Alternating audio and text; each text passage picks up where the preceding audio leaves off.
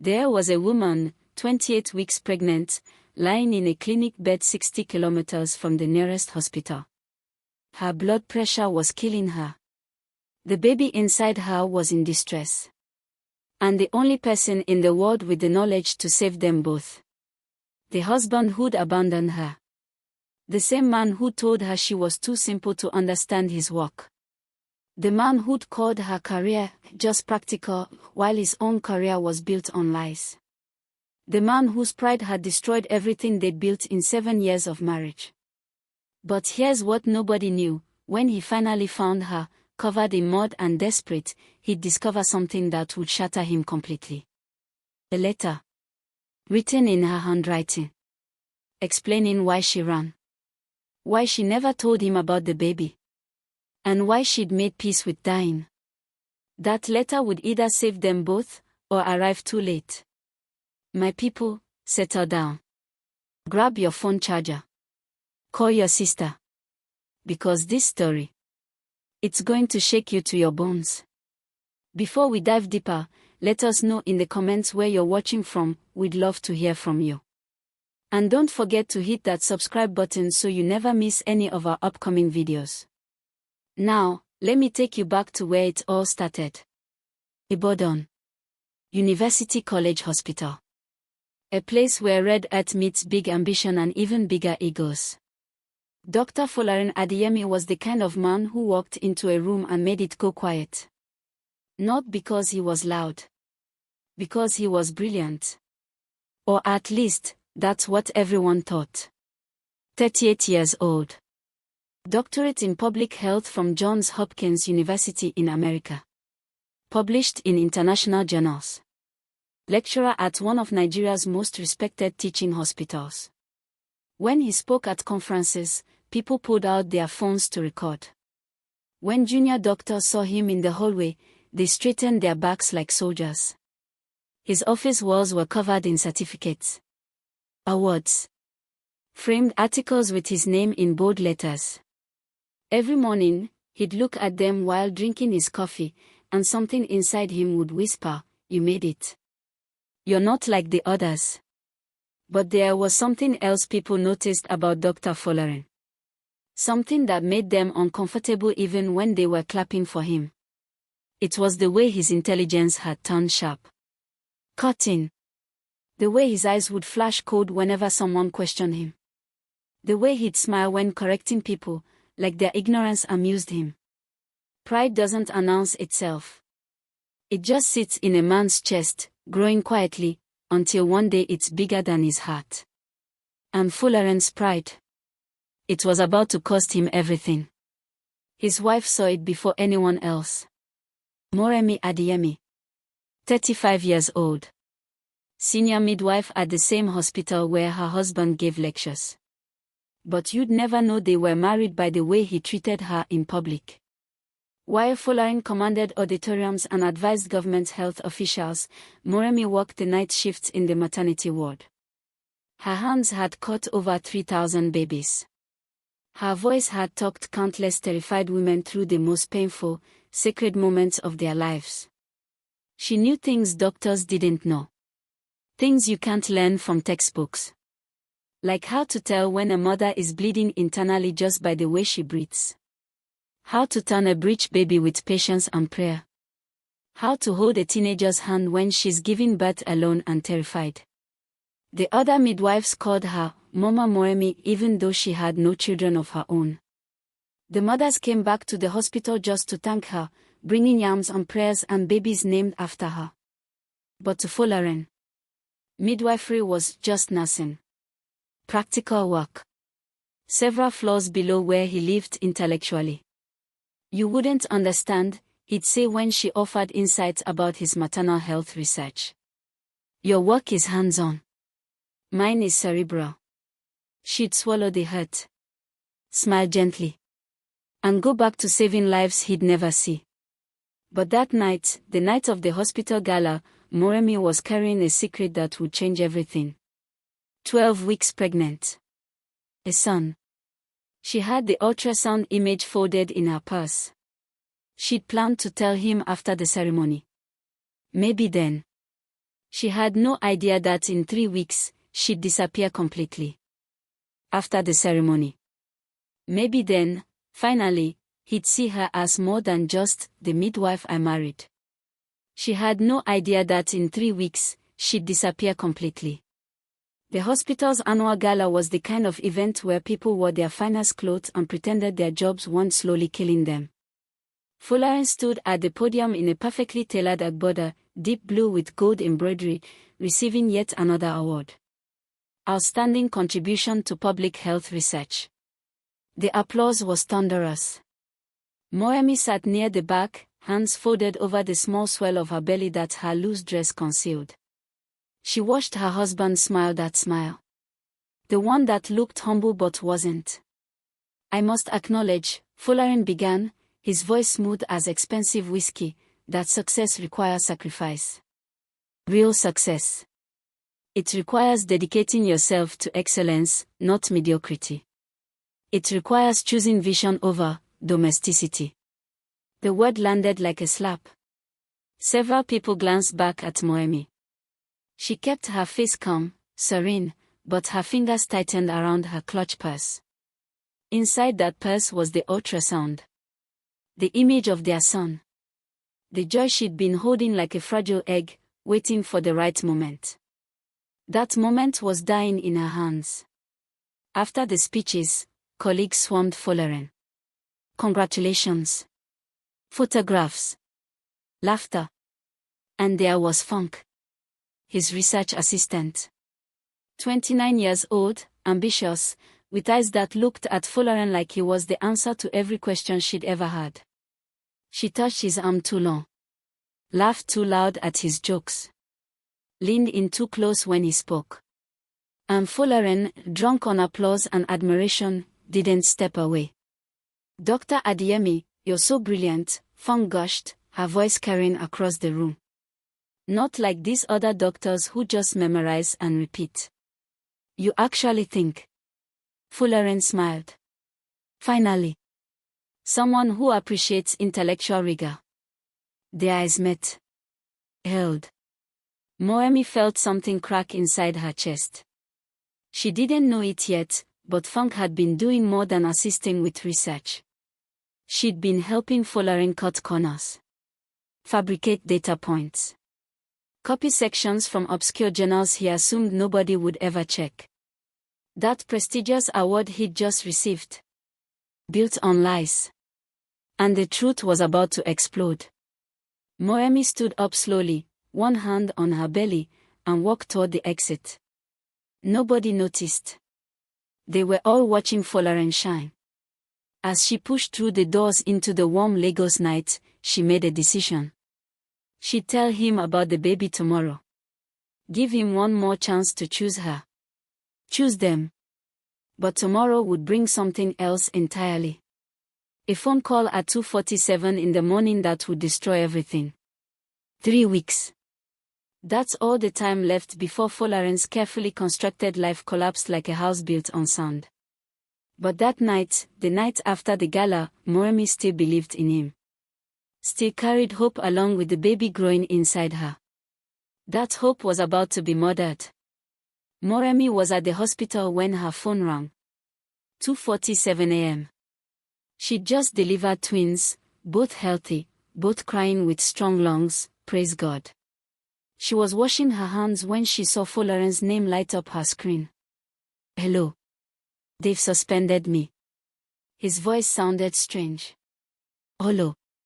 Like something had been scooped out of him. Folarin, what? A professor from Ghana noticed discrepancies in my research. They are launching a full investigation. Academic fraud, they are calling it. Fraud. Marimi's breath caught. What happened? Just tell me what. I don't want to discuss it with you. His fear came out as anger. Sharp. Cutting. You wouldn't understand the politics of academic publishing anyway. This is sabotage. Jealousy. They've always resented my success. I'm coming home, she said quietly. Don't bother. I'm not there. The line went dead. Moemi stood in the bright hospital hallway, her phone still pressed to her ear, and felt the floor shift beneath her feet. Around her, life continued. A baby cried. A nurse laughed. A doctor called for assistance. But in that moment, Moemi knew. The way you know when a mother is about to hemorrhage before the blood appears. The way you know when a baby is in distress before the heartbeat drops. Her marriage was dying. And she couldn't save it. She went home anyway. Dawn was breaking over Bodija as her taxi pulled up to their 3-bedroom apartment. The neighborhood was waking up, generators coughing to life, women sweeping compounds, the smell of frying akara drifting from somewhere. Moemi climbed the stairs slowly. She was exhausted. Her feet ached. The babies, the twins she'd just delivered, had taken 4 hours of hard labor to bring into the world. She opened the door. The apartment was dark. Quiet. Folarin. No answer. She turned on the light. She opened the door. The apartment was dark. Quiet. Folarin. No answer. She turned on the light. And there, on the kitchen counter, she saw it, his wedding ring. Next to a half-empty bottle of whiskey. Next to a note scrawled on hospital letterhead. I need space. Don't call. 4 words. 7 years of marriage reduced to 4 words. Marimi's hands started shaking. She walked to his study. The door was open. Papers everywhere. His laptop still on, screen glowing in the dim room. And there, on the desk, she found what would break her completely. Printed emails. Dozens of them. Between Folarin and Funk. Not romantic. Worse. Conspiratorial. Evidence of fabricated data. Plagiarized sections. Systematic fraud stretching back 2 years. And then she saw it. An email from 3 months ago. Folarin writing to Funk. The problem is that midwife I married. She doesn't understand the pressure of real academic work. She's content with her simple practical job. I need a partner who operates on my intellectual level. Moemi read it twice. Then 3 times. Then she sat down on the floor of his study, one hand on her belly where their son was growing, and cried without making a sound. How long she sat there, she didn't know. But when she finally stood up, something had changed. Not broken. Changed. She walked to their bedroom. Pulled out a single bag. Packed clothes. Toiletries. The ultrasound image. Her savings book. She went to the bank the moment it opened. Withdrew half of their joint account. Her half. What she'd contributed from her midwife salary while he spent on conferences and expensive shirts. Then she made 3 phone calls. 1 to the hospital, I need emergency leave. Family situation. 1 to her mother, Mama, I'm fine. I just need you to trust me. Don't tell anyone where I am. Even if Folarin asks. Especially if Folarin asks. 1 to a missionary clinic in Ogbomosho she'd volunteered at during nursing school. Sister Grace. It's Moemi. Do you still need a midwife? By noon, Moemi was gone. She didn't leave a note. Didn't leave a forwarding address. Didn't tell him about the baby growing inside her. She simply vanished. And where she went, the small missionary clinic serving 15,000 people with almost no resources, would become the place where everything came to a head. Because Moemi was carrying more than a baby. She was carrying a secret that would later save dozens of lives. But first, it would nearly kill her. And when Folarin finally discovered where she'd gone, he'd be forced to choose, let his pride finish what it started, or become the man she'd always hoped he could be. The clock was already ticking. 28 weeks pregnant. Severe preeclampsia developing. A cholera outbreak brewing. And absolutely no idea that the husband she left behind was about to lose everything too. 6 weeks. That's how long it took for a celebrated doctor to become a ghost. 6 weeks of watching everything, reputation, career, dignity, disappear like smoke in Hamilton wind. But the worst part? Folarin still didn't know the two things that would destroy him, where his wife went, and why she'd really left. The investigation was thorough, brutal, public. The professor from Ghana who'd noticed the discrepancies didn't just report it quietly. He published his findings. Tagged the university. Tagged the hospital. Tagged every journal that had ever published Folarin's work. Within days, it was everywhere. The university revoked his teaching privileges. The hospital terminated his consulting contract. 3 of his published papers were retracted, stamped with that shameful word, fraudulent. His name, once spoken with respect, became a warning story whispered in academic hallways. You hear about Dr. Adeyemi, the one who fabricated data. Thought he was so brilliant. Turns out he was just a fraud. And Funk, the research assistant who'd helped him cut every corner. She turned on him faster than a snake. He pressured me, she told the investigative committee. She told the investigative committee, tears in her eyes. I was just a young researcher. He had all the power. I was scared to say no. Folarin's protests meant nothing. He'd built his entire reputation on being smarter than everyone else. And arrogance, he was learning, earned you exactly 0 allies when you fell. His friends stopped calling. Former colleagues crossed the street when they saw him coming. Invitations dried up. The WhatsApp groups went silent whenever he posted. Even the bar where he used to hold court with other doctors, suddenly, everyone was always busy when he showed up. The money ran out fast. No salary. No consulting fees. His savings, what little Moemi hadn't taken, evaporated paying lawyers who couldn't save him. The landlord cut off his electricity. Then threatened eviction. Folarin started skipping meals. Not because he was fasting. Because his bank account showed 3,000 naira and rent was 60,000 overdue. One morning, he stood in front of the bathroom mirror, unshaved, unwashed, wearing a shirt he'd worn 3 days straight, and didn't recognize himself. But worse than all of it was the question that haunted him day and night. Where is Moremi? He'd called her mother. Mama, please. I just need to know she's safe. Her mother's voice was ice. My daughter is where she needs to be. Away from you. He'd called her sister in Lagos. Straight to voicemail. He'd gone to the hospital. Her colleagues looked at him with pity and something else. Contempt. She took emergency leave, one nurse finally told him. Family situation. That's all we know. But Folarin knew they were lying. Protecting her. From him. Desperation has a taste. Bitter. Metallic. It sits on your tongue like poison and won't let you swallow. Late one night, hungry and alone, Folarin pulled out an old shoebox from under the bed. Inside were letters from his late father.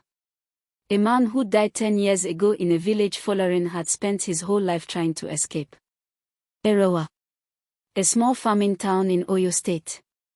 No universities. No conferences. No prestige. He unfolded one letter, yellowed with age. His father's handwriting, shaky but determined. My son, I am proud of your education. But remember, if you cannot find your way forward, return to your roots. The earth remembers what pride forgets. Your uncle Baba Olu will always welcome you home. Folarin had laughed when he first read that line. Village wisdom, he'd called it. Primitive thinking. He wasn't laughing now. 3 days later, Folarin stood at the bus station with one bag and a ticket to Erowa. The man boarding that bus looked nothing like the doctor who'd received awards 6 weeks earlier. His clothes were simple. His face was hollow. His eyes carried something new, fear. As the bus pulled away from Lagos, his phone buzzed. One last text before the battery died. Unknown number, she's running out of time. And so are you. His hands shook as he stared at the message. Who sent this? How did they know about Moemi? What did running out of time mean? The bus hit a pothole. The phone slipped from his fingers and died. And Folarin realized something that made his chest tighten. He'd been so busy losing everything that he never asked the right questions. What if Moemi didn't just leave because of his disgrace? What if there was something bigger, something dangerous, waiting ahead? The red earth road stretched out before him. And somewhere, in a village he didn't know, Moemi was fighting a battle he couldn't even imagine. Erewa hadn't changed in 20 years. Red earth roads that turned to mud when it rained. Zinc-roofed houses with chickens scratching in the compounds. The smell of firewood smoke and wet soil. The sound of Yoruba greetings echoing between neighbors who actually knew each other's names. Folarin stepped off the bus and felt like he'd traveled back in time. This was the place he'd run from. The place he'd been ashamed of. The place that represented everything his degrees were supposed to save him from. Now it was the only place that would take him in. His uncle was waiting at the bus stop.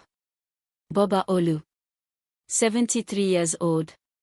Yam farmer. Hands like tree bark. Eyes that saw everything you were trying to hide. Boba Olu. 73 years old. Yam farmer. Hands like tree bark. Eyes that saw everything you were trying to hide. He looked at Folarin, skinny, defeated, carrying one pathetic bag, and smiled. The prodigal returns, Boba Olu said simply. No judgment. Just fact. Uncle, You look terrible. When was the last time you ate real food? Folarin's throat tightened. That kindness, unexpected, undeserved, almost broke him. I'm fine, he lied. I just need to stay a few weeks. Clear my head. Then I'll. That sound. In Yoruba, it carries volumes. Doubt. Understanding. Patience. All wrapped in 2 letters. Boba Olu picked up Folarin's bag. Come. Your auntie cooked pounded yam. You'll eat. Then we'll talk. Or not talk. Whatever you need. As they walked through the village, people stared. Whispered. Folarin caught fragments. That's Boba Olu's nephew, the one who became big doctor in the city. I heard he lost everything.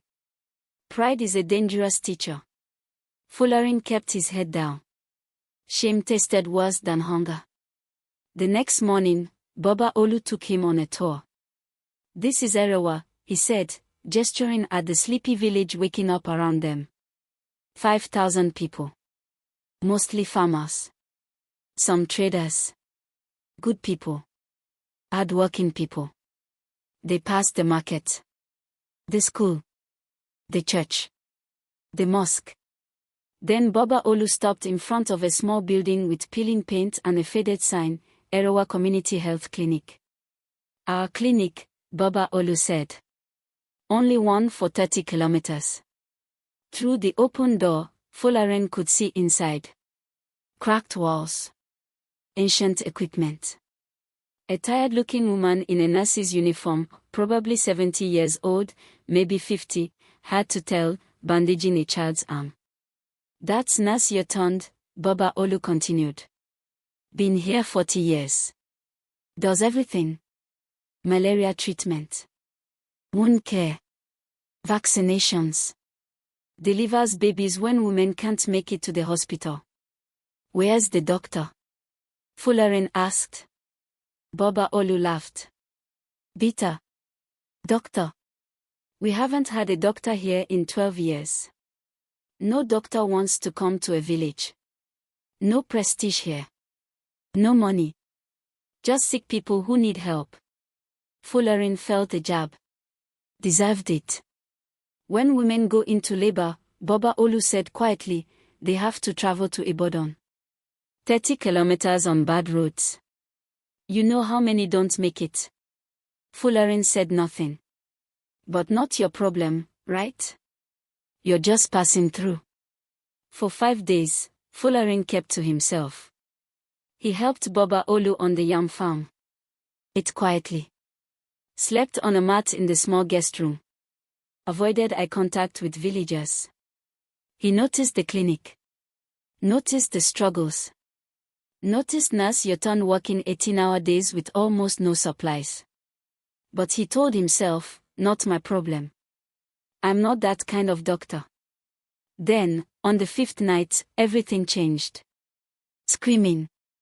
Folarin woke to the sound of a woman screaming like her soul was being ripped out. He stumbled outside. A crowd had gathered in the village square.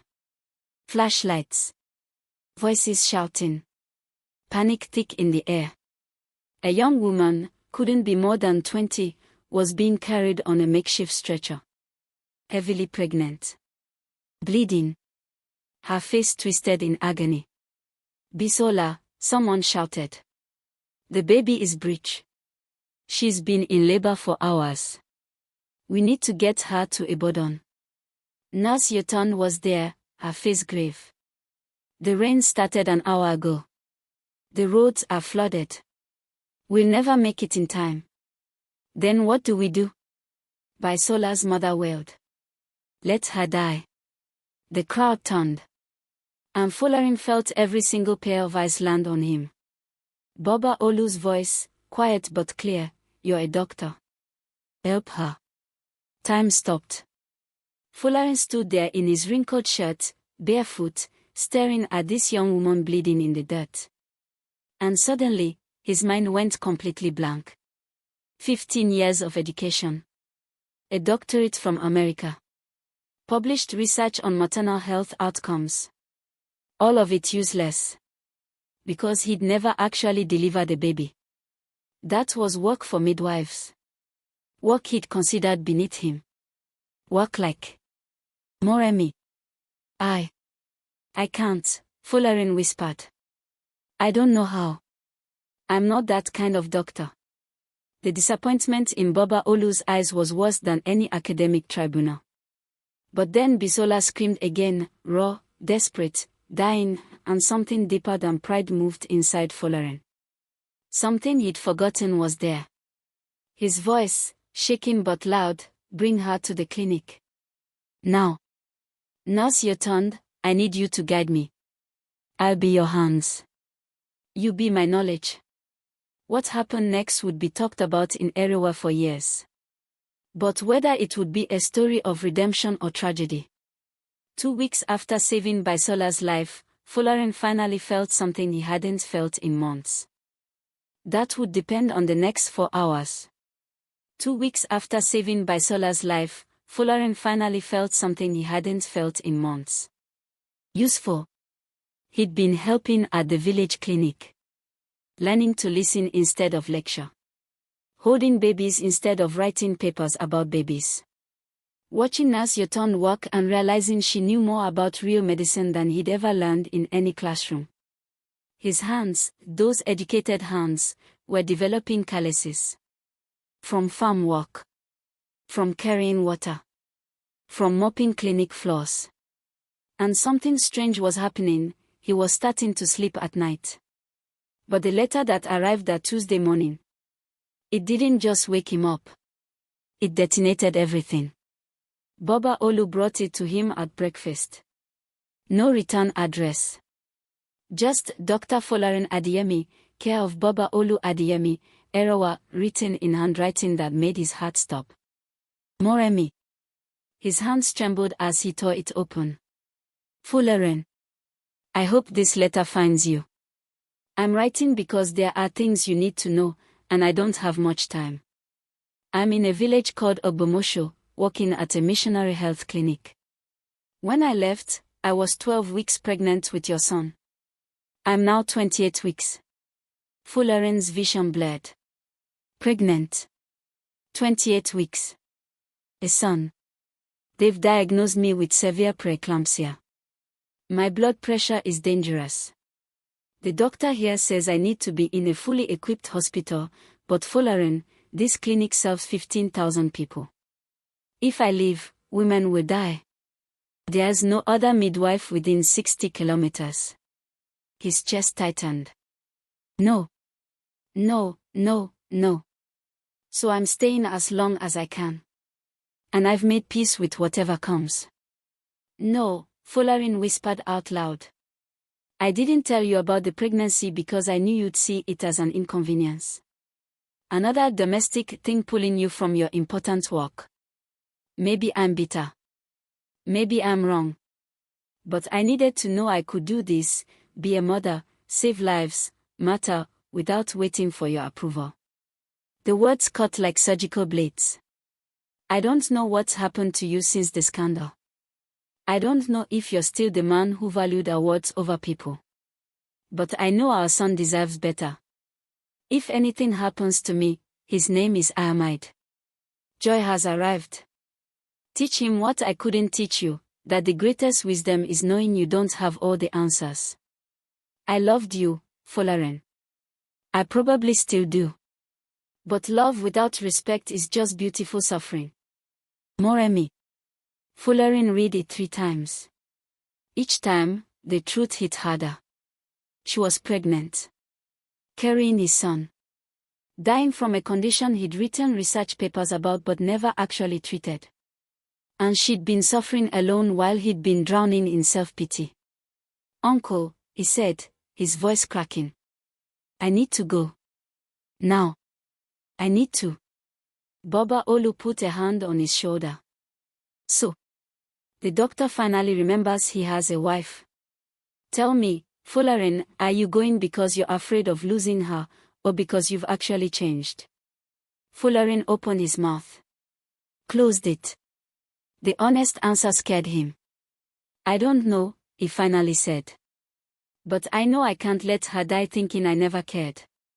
Baba Olu studied him for a long moment. Then nodded. Ogbomosho. 63 kilometers from here. The roads are bad. You'll need. Folarin's phone rang. Unknown number. His heart hammered as he answered. Dr. Adeyemi. A woman's voice. Young. Scared. You don't know me, but I work at the Ogbomosho Missionary Clinic with your wife. Is she? There's an outbreak. Cholera.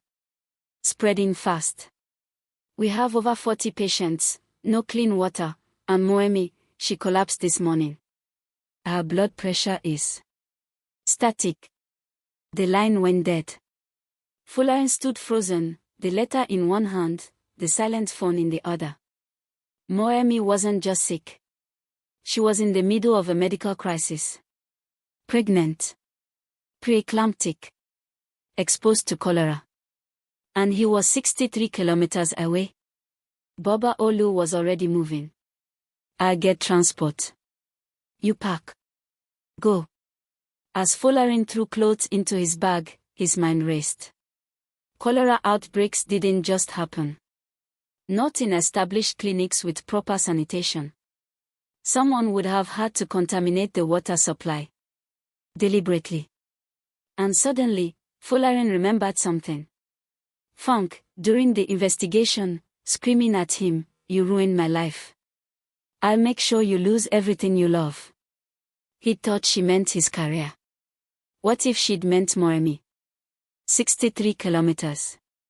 In good weather, maybe 90 minutes by car. But the rains had returned. The roads were swamps. And Folarin didn't have a car. He had a motorcycle taxi, a desperate prayer, and the image of Marimi's face burning in his mind. Pregnant. Collapsing.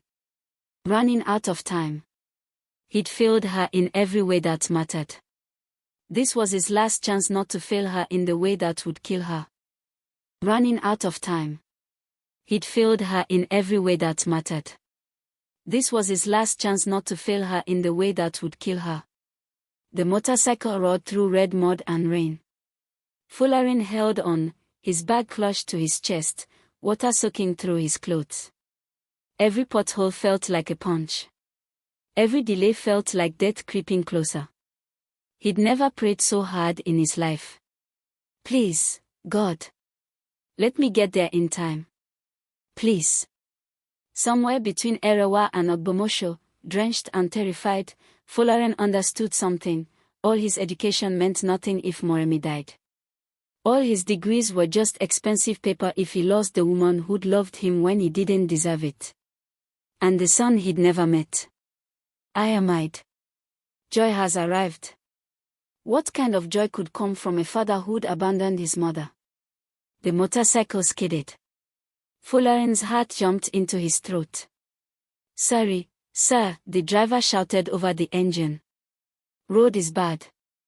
Just go, Folarin shouted back. Please. Just go. The missionary clinic appeared through the rain like a mirage. Small. Overcrowded. Chaos pouring out of every door. Folarin jumped off the motorcycle before it fully stopped, tossed money at the driver, and ran. Inside, the smell hit him first. Sickness. Disinfectant. Fear. Patients everywhere, on beds, on mats on the floor, leaning against walls. Moaning. Vomiting. The unmistakable signs of cholera. Where's Moremi Adeyemi? Folarin grabbed the first nurse he saw. The woman, exhausted, overwhelmed, pointed toward the back. Isolation room. But you can't. He was already running. Through the main ward. Past the pharmacy. Down a narrow hallway. And there. Through a doorway. Moremi. She was lying on a bed, hooked to on four, her face pale and swollen. Her belly, round, full, carrying his child, rose and fell with her breathing. But she was awake. Their eyes met. For a moment, neither of them moved. The world narrowed to just that look. Pain. Recognition. Questions neither knew how to ask. You came, Moremi whispered. Not joy. Just shock. Folarin crossed the room in 3 steps. Fell to his knees beside her bed. I'm sorry, he said. The words felt tiny. Useless. Moremi, I'm so sorry. I should have. You should have done a lot of things. Her voice was weak but steady. Why are you here, Folarin? Because you're dying. Because our son, his voice broke. Because I was wrong. About everything. And I can't lose you. I can't. Moremi closed her eyes. A single tear slid down her temple. Before Ida could speak again, a white man in a doctor's coat rushed in. Older. Tired.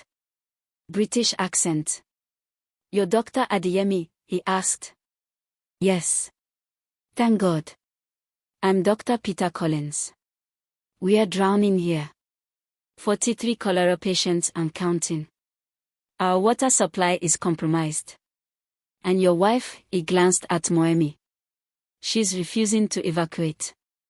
I'm not leaving, Moremi said firmly, trying to sit up. These women need.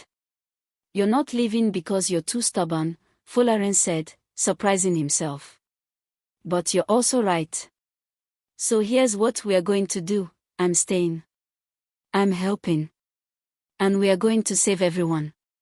For the next hour, Folarin worked. Assessing patients. Starting for fluids. Coordinating with Dr. Collins. Using knowledge he'd almost forgotten he had, not from textbooks, but from the village clinic. From watching Nurse Yoton improvise with limited resources. Then a young nurse approached him, her face troubled. Doctor. We checked the well like you asked.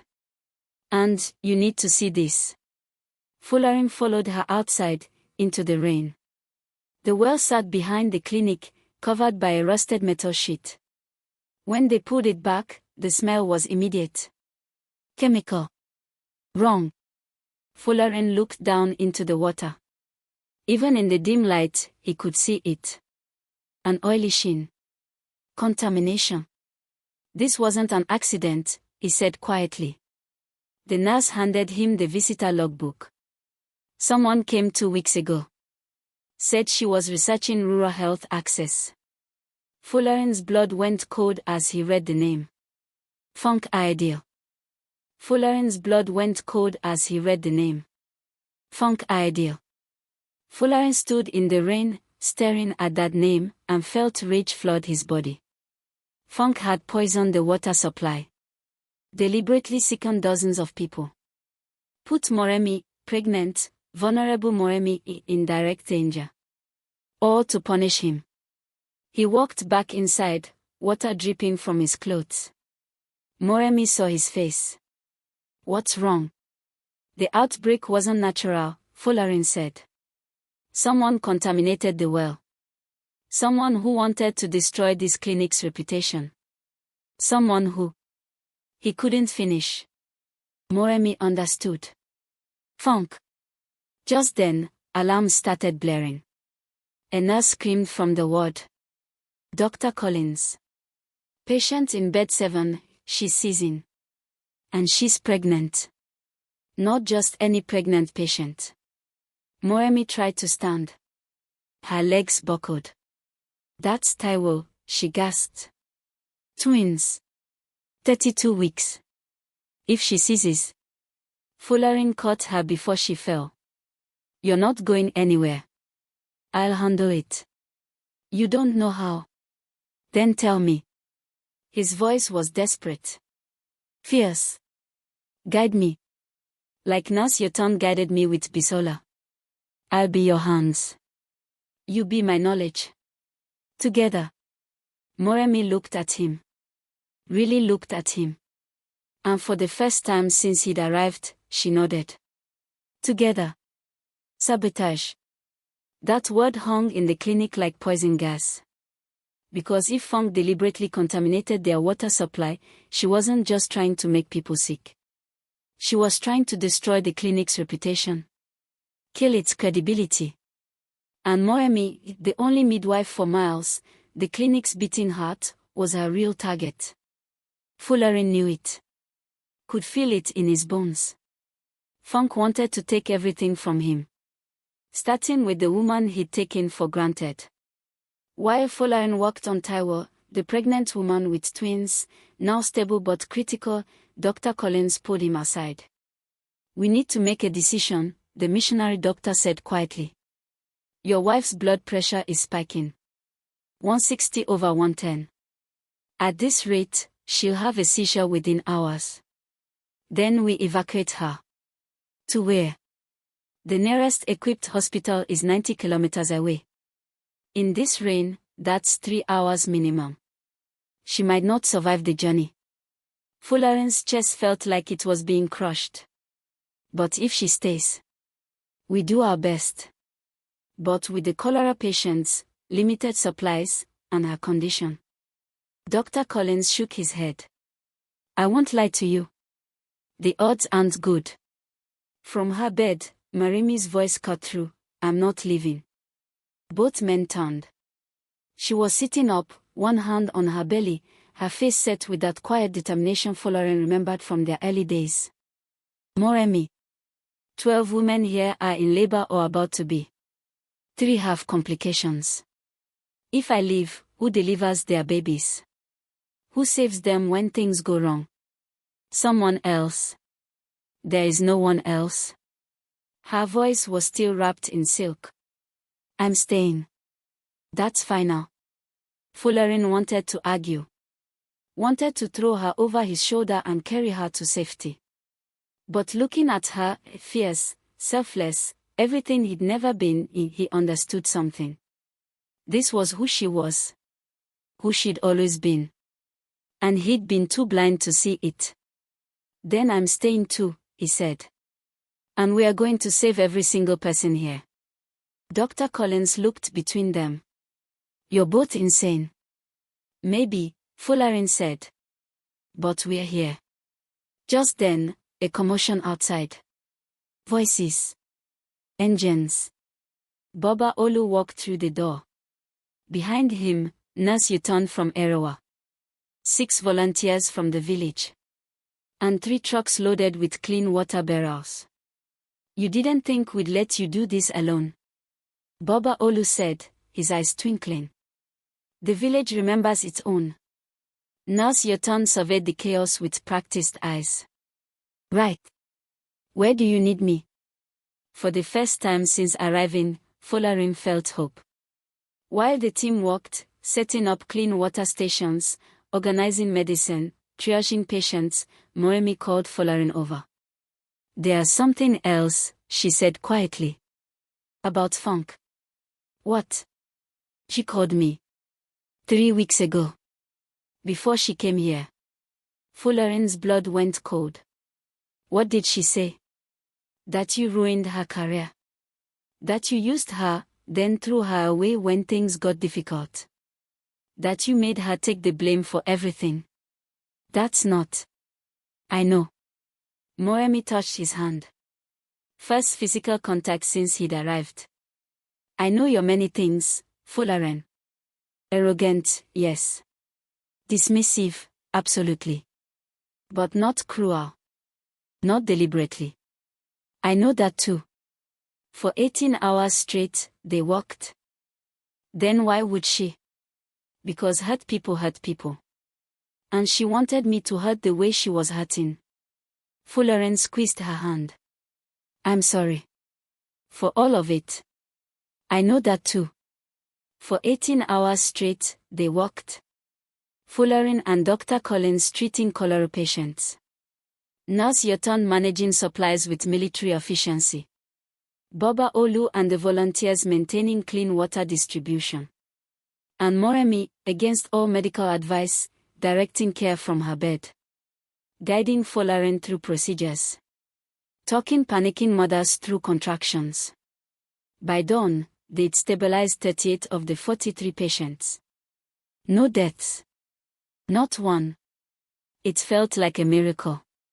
And then, help. A nurse's scream shattered the quiet morning.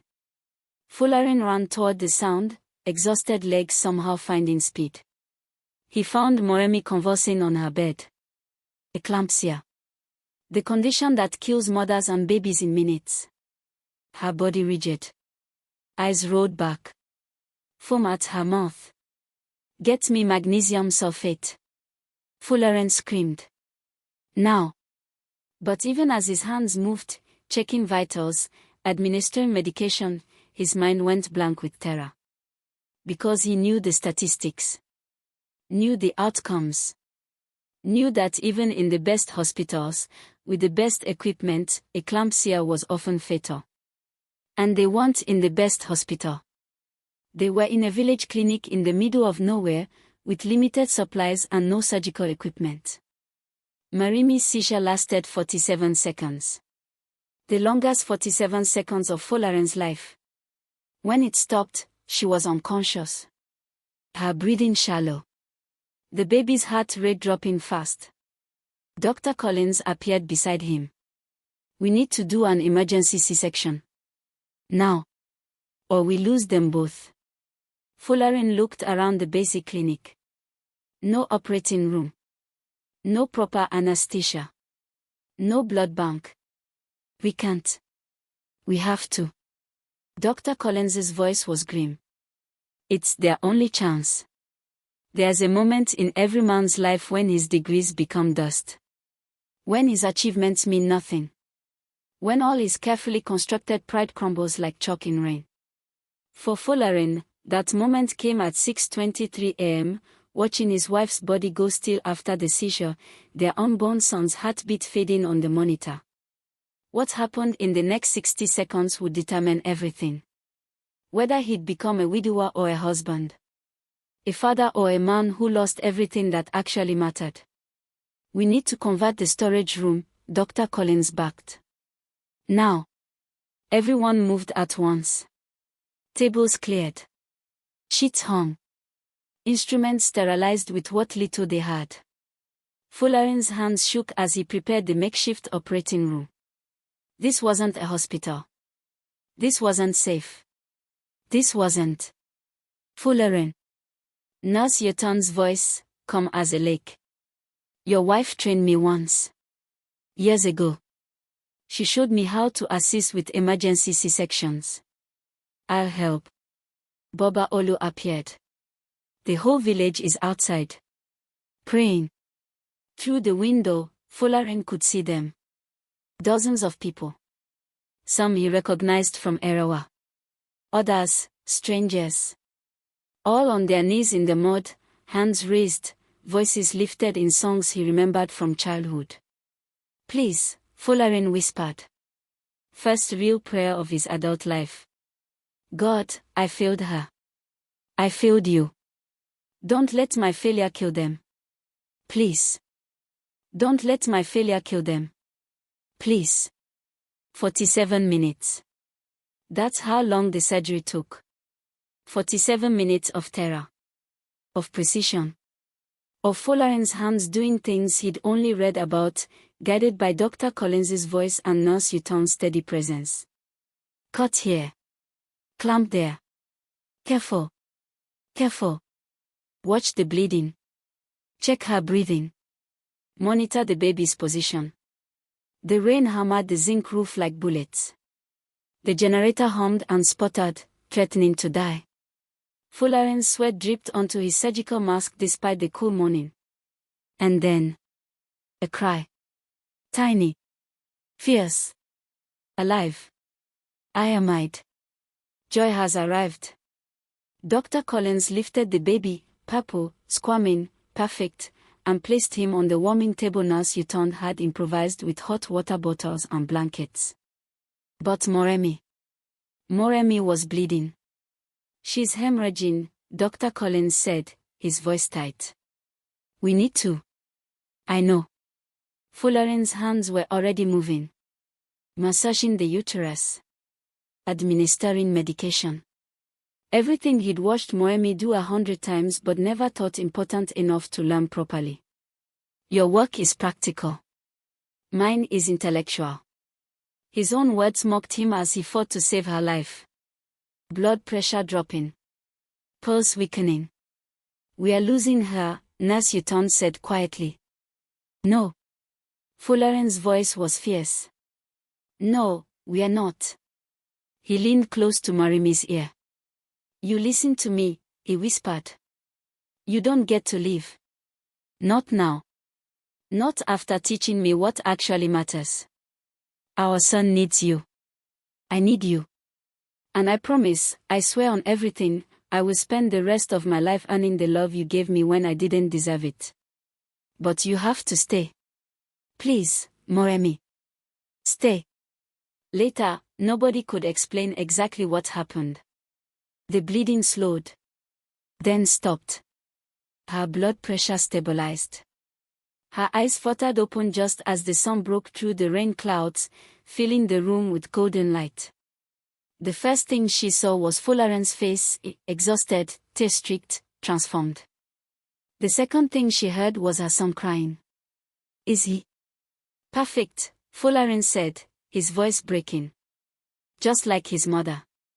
Dr. Collins brought Iamide over, placed him gently on Moremi's chest.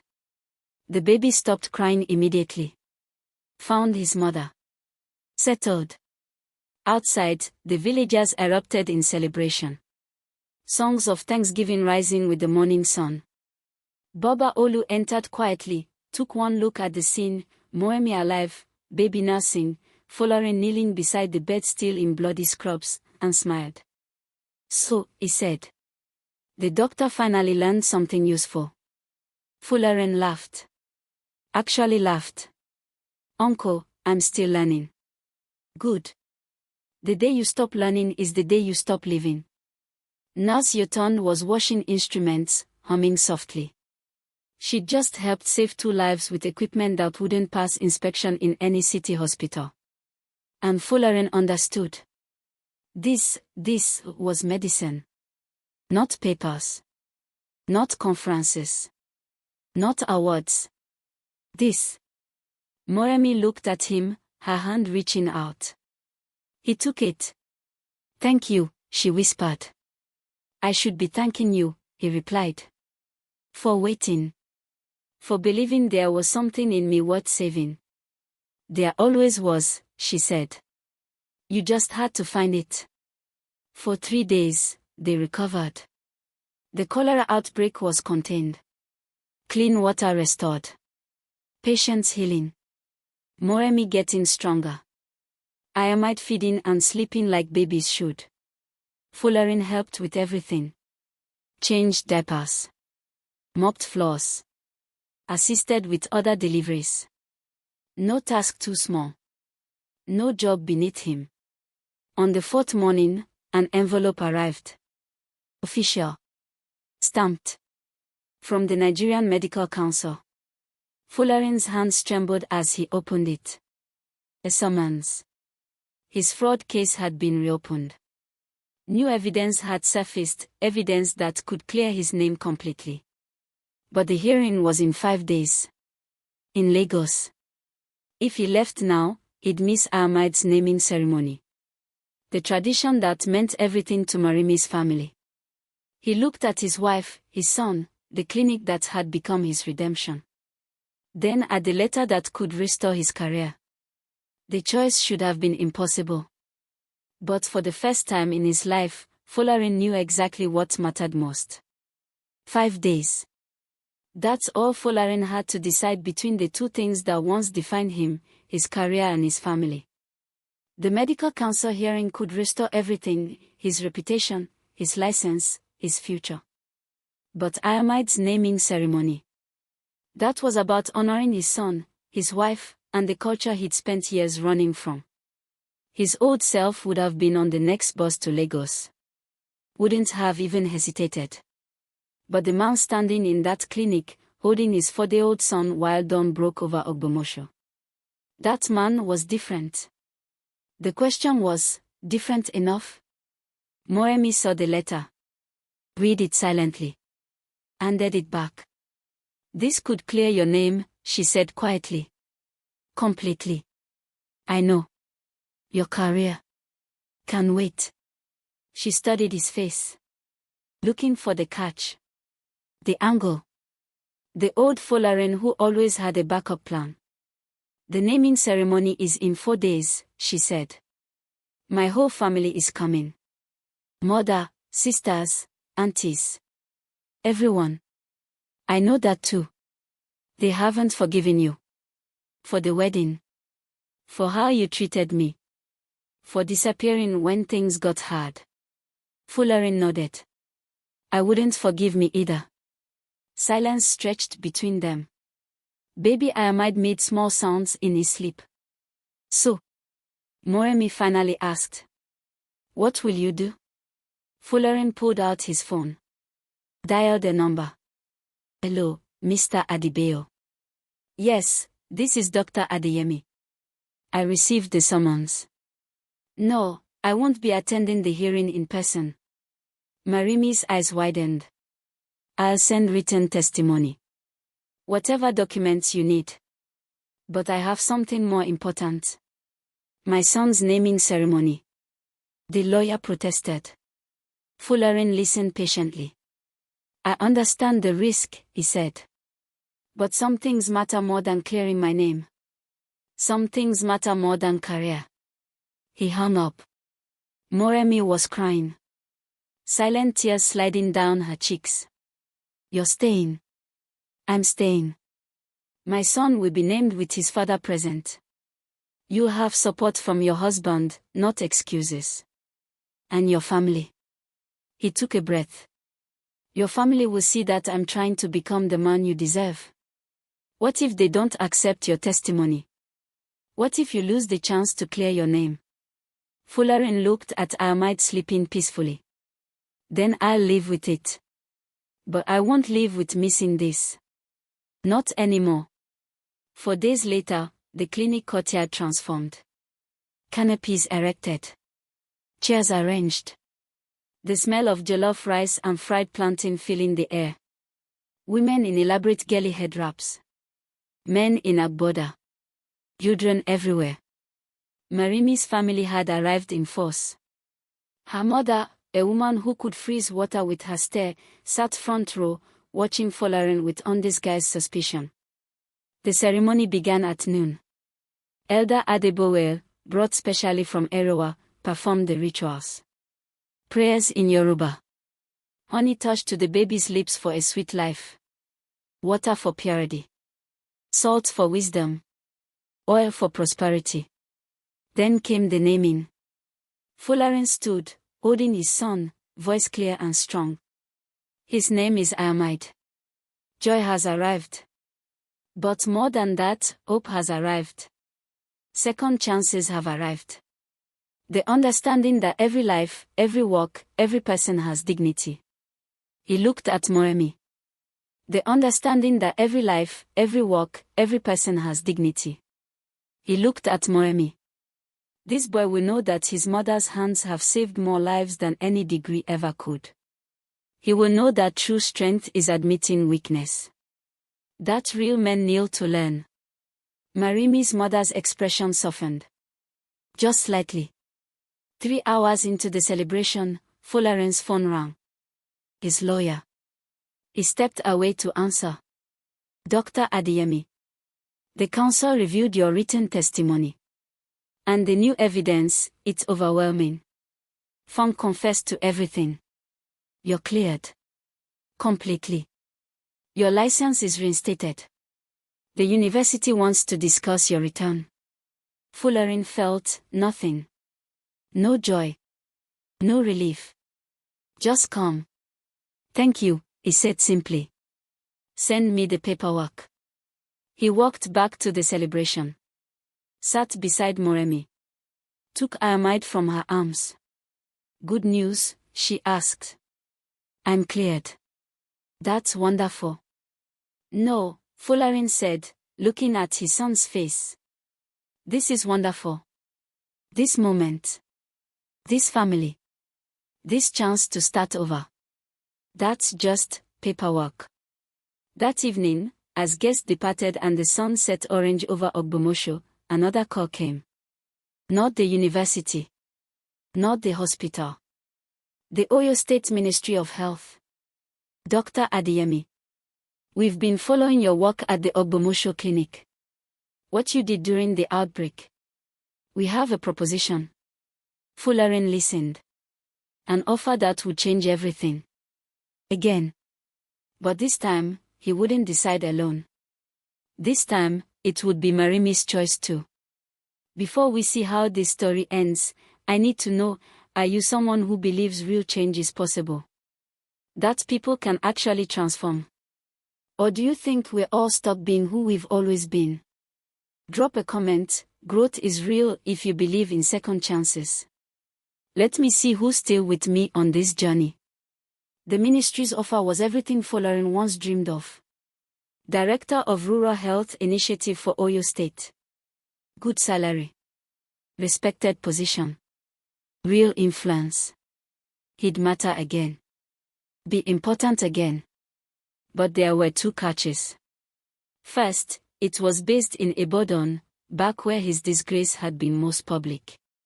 Second, Moremi had just been offered head midwife position at the Ogbomosho clinic, where she'd build a training program for rural midwives. 2 incredible opportunities. 2 different directions. And for the first time in their marriage, Folarin asked the question that changed everything. What do you want? They sat outside the clinic, Ahmad sleeping between them, stars bright overhead. The old you would have taken the job without asking, Moremi said. The old me was an idiot. She laughed. Soft but genuine. I want to stay here, she said. These people trust me. Need me. I can build something real. Train midwives who serve communities like this across Nigeria. Then we stay. But your opportunity can be modified. Folarin took her hand. What if we created something new?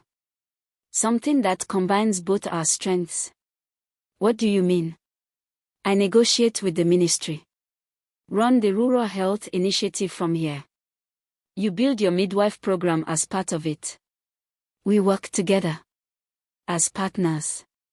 Real partners. Marimi's eyes brightened. You think they'd accept that? They'd be fools not to. We just proved that village wisdom and city knowledge can save lives when they work together. Wisdom and city knowledge can save lives when they work together.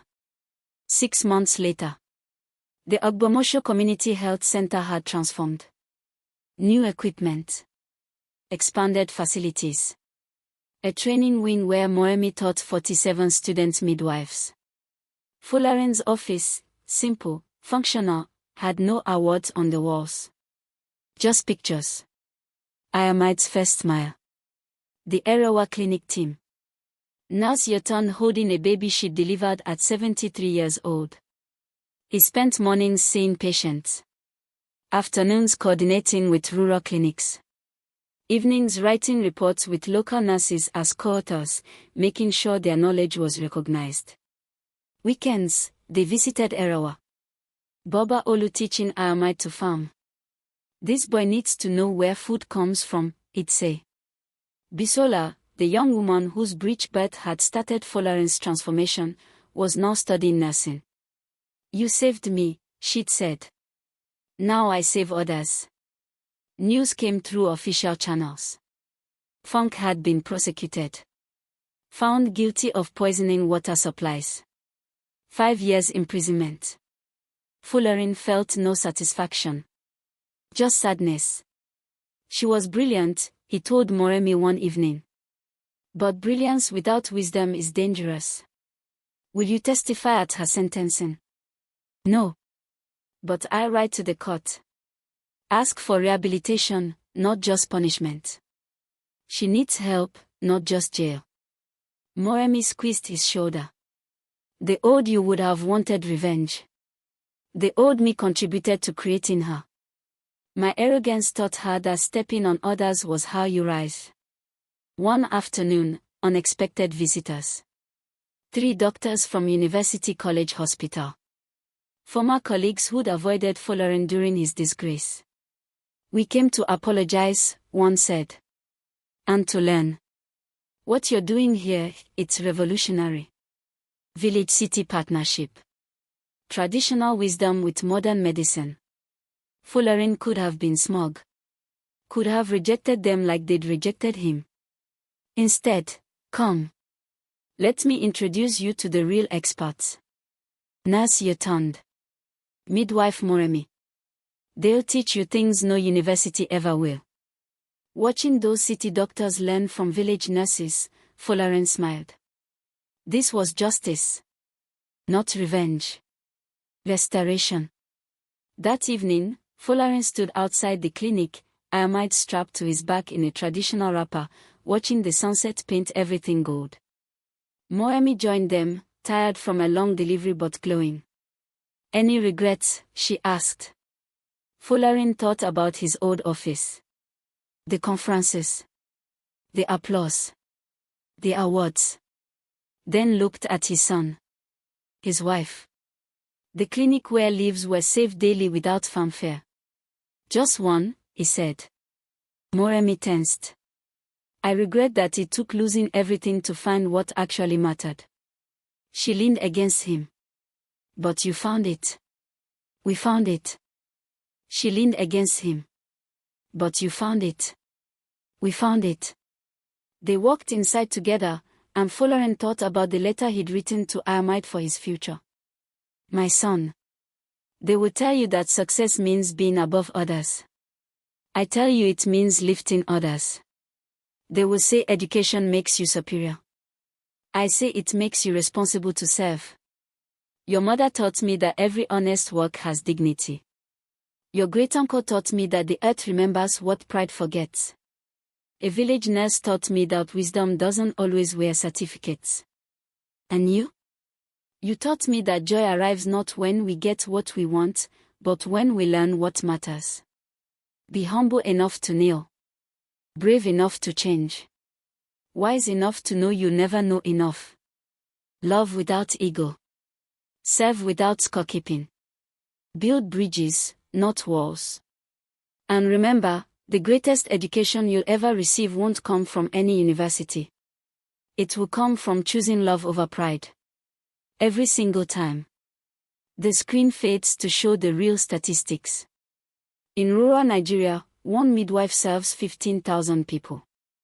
Maternal mortality drops 60% when traditional wisdom and modern medicine work together. Pride has destroyed more marriages than poverty ever will. But change. Real change. It's possible. For everyone. Marimi's voice, gentle but strong. If someone you love has chosen pride over partnership, share this story with them. Sometimes, people need to see that falling isn't the end. It's the beginning of finally learning how to stand. And if you're the one holding on, waiting for change, remember, love without respect is just beautiful suffering. You deserve both. Thank you for watching. For listening. For believing that people can transform. This is Tales by Tina, honoring the stories of those who refuse to let pride win. Until next time, choose wisely. Love bravely. And never be too proud to say sorry.